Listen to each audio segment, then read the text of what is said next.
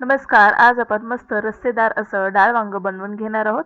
वांग्याच्या बऱ्यापैकी रेसिपी वेगवेगळ्या प्रकारे बनवल्या जातात, पण आज आपण इथे तुरीची डाळ घालून डाळ वांग हे बनवणार आहोत. मस्त चवीला असं हे डाळ वांग तयार होतं. हे डाळ वांग्याची रस्सा भाजी तुम्ही भात, भाकरी, चपाती यासोबत खाऊ शकता. हे डाळ वांग बनवण्यासाठी कुठेही आपण वाटणाचा वापर केलेला नाही. साधी, सोपी, तितकीच टेस्टी अशी ही रेसिपी आहे. चला तर मग आजच्या व्हिडिओला आपण सुरुवात करणार आहोत.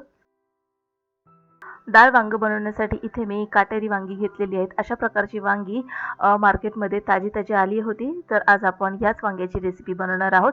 तर वेगवेगळ्या प्रकारची वांगी मार्केटमध्ये उपलब्ध असतात. तर आज या वांग्याची रेसिपी आपण बनवून घेणार आहोत. या वांग्याची भरली वांगी, मसाला वांगी देखील खूप चविष्ट होतात. तर आता या वांग्याचे आपण देठ कट करून घेणार आहोत आणि आपल्याला हव्या तशा वांग्याच्या फोडी तयार करून घ्यायच्या आहेत. तर इथे मी जवळपास 4 फोडी तयार करून घेत आहे. वांग्याची फोडी तयार करून झाल्यानंतर या वांग्याच्या फोडींना आपल्याला पटकन पाण्यामध्ये घालून घ्यायचं आहे.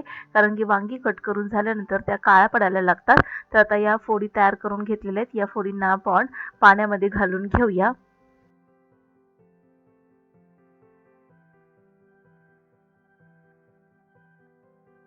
तर या वांग्याच्या उभ्या फोडी करून घेतलेल्या आहेत. तुम्ही 4 भाग म्हणजे चौकोनी तुकडे देखील करून घेऊ शकता. वांगी पाण्यात घालून घेतलेली आहेत. आता आपण रस्स्याची तयारी करून घेणार आहोत. तर एक भांड्यामध्ये आपल्याला जवळपास 2 ते 2.5 चमचे इतकं तेल घालून घ्यायचं आहे. तेल छान गरम झालं की यामध्ये आपल्याला कढीपत्ता, त्याचबरोबर ठेचून घेतलेलं लसूण आणि त्याचबरोबर ठेचून घेतलेलं जिरं यामध्ये घालायचं आहे. तर मस्त कडकडीत फोडणी बसलेली आहे. कढीपत्त्याची 10 ते 12 कढीपत्त्याची पानं घातलेली आहेत.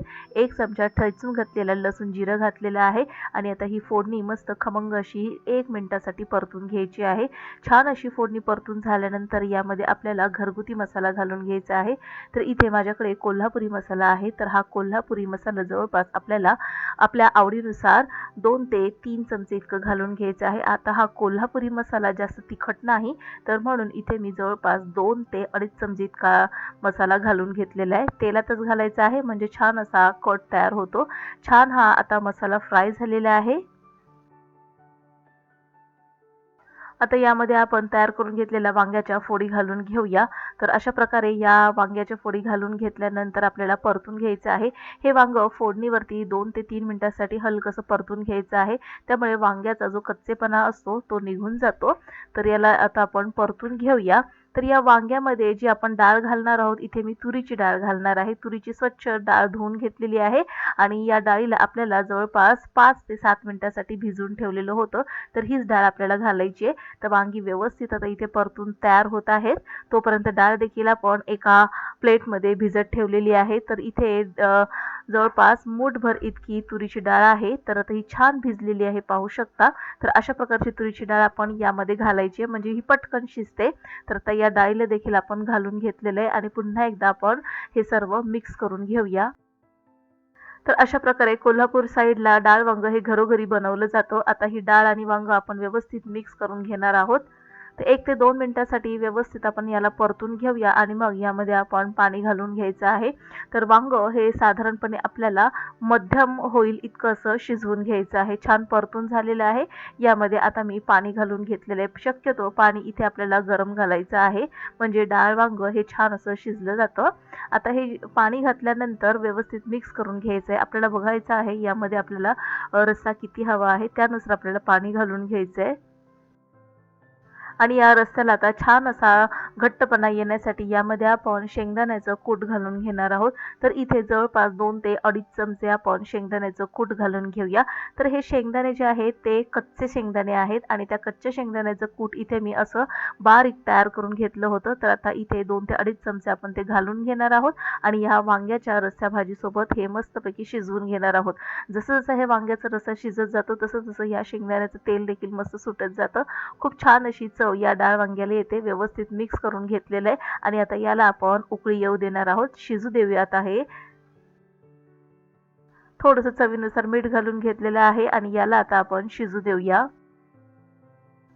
मस्त मंद आचेवरती 5 ते 7 मिनिटे छान असं उकळून घेतलेलं आहे आणि ते बघा 5 ते 7 मिनिटानंतर मंद आचेवरती शिजून झाल्यानंतर रस्सा याचा थोडासा आटलेला दिसत आहे आणि यामध्ये आता आपण बारीक चिरून घेतलेली याच वेळेला कोथिंबीर घालून घेणार आहोत. म्हणजे कोथिंबीरीचा देखील छान स्वाद या रस्स्यामध्ये उतरतो. पुन्हा एकदा याला आपण मिक्स करून घेऊया. तर आता हे डाळ वांग शिजून तयार आहे. यातील डाळ शिजली म्हणजे वांग देखील शिजतं. तर भिजलेली डाळ यामध्ये आपण वापरली होती, त्यामुळे या वांग्याला शिजायला देखील जास्त काही वेळ लागत नाही. 5 ते 7 मिनिटांमध्ये मंद आचेवरती हे डाळ वांग बनून तयार आहे. डाळ आपण चेक करून घेऊया शिजली आहे की नाही. मस्त रस्सेदार डाळ वांग शिजून तयार आहे. हे डाळ वांग तुम्ही भाकरी, भात, चपाती यासोबत खाऊ शकता. डाळ देखील मस्त मऊ अशी शिजलेली आहे.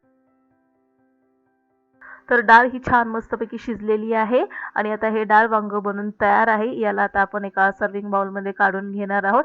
तर आजची डाळ वांग्याची रस्सा भाजी आपण बनवली आहे. तर तुमच्याकडे हे डाळ वांग कशा पद्धतीने बनवलं जातं हे आम्हाला कमेंट बॉक्समध्ये नक्की लिहून कळवा. आता याला आपण एका बाउलमध्ये काढून घेणार. छोट्याशा कढईमध्ये इथे मी काढून घेत आहे. तर आजची ही डाळ वांग्याची रेसिपी तुम्हाला कशी वाटली हे आम्हाला कमेंट बॉक्समध्ये नक्की लिहून कळवा. व्हिडिओ आवडल्यास लाईक करा, शेअर करा, सबस्क्राईब करून बेल आयकॉन प्रेस करा. पुन्हा भेटूया नवीन एका इंटरेस्टिंग रेसिपी सहित. तोपर्यंत बाय.